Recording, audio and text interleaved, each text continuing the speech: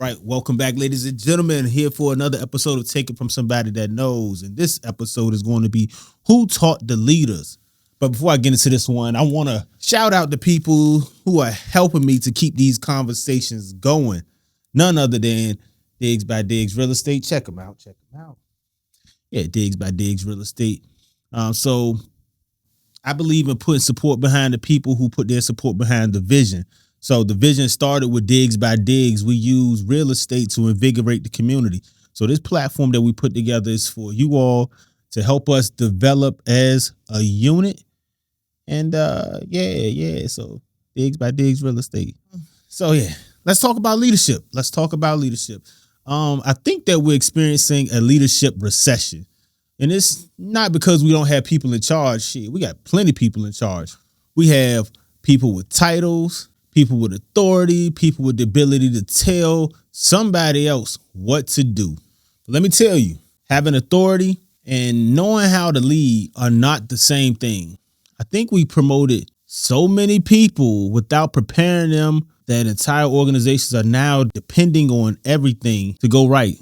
The plan is hopefully nothing goes wrong. When everything is working, anybody could look like a leader. The schedule's made, money's coming in, the team is winning, everybody's getting along, and ain't nobody asking no hard questions. But let money get tight. Let people start losing. Let some people get into conflict. Let the original plan fail. Let somebody need an actual decision to be made. That's when you're going to find out whether or not you have a leader or just somebody wearing a title. You see, leadership is not proven when everything is comfortable. Leadership is revealed when somebody has to create order out of confusion. And right now, I see confusion everywhere. On jobs, in the government, inside community organizations, inside youth sports, businesses, shit, even inside some families. And people sit at the top or holding on by a thread, just hoping that nobody notices that they were never taught how to actually do the job. And that's the part I don't think we discuss enough. Like, who taught them? Who prepared them? Who allowed them to practice leadership before handing them the responsibility for everybody else? Because maybe our biggest leadership problem isn't that the people who are failing in these positions. Maybe it's the fact that we never built the system to develop them. We treated leadership like something people are just supposed to know. You know, you get promoted on a Friday and by Monday, you're supposed to know how to communicate, how to resolve conflict, how to establish a standard, how to hold people accountable, how to make difficult decisions, how to correct somebody without destroying them, how to accept responsibility when a plan doesn't work. Nobody taught us none of that. But now everybody's future is connected to whether or not you can figure that out. And that's crazy. We don't expect a surgeon to practice during our operation, but we regularly give people authority over other human beings without ever teaching them how to lead. And then we act surprised when things fall apart. So how do we fix it? First, we have to stop treating leadership as a reward. Leadership is a responsibility. Being good at your individual job does not automatically mean that you're prepared to lead other people. The best player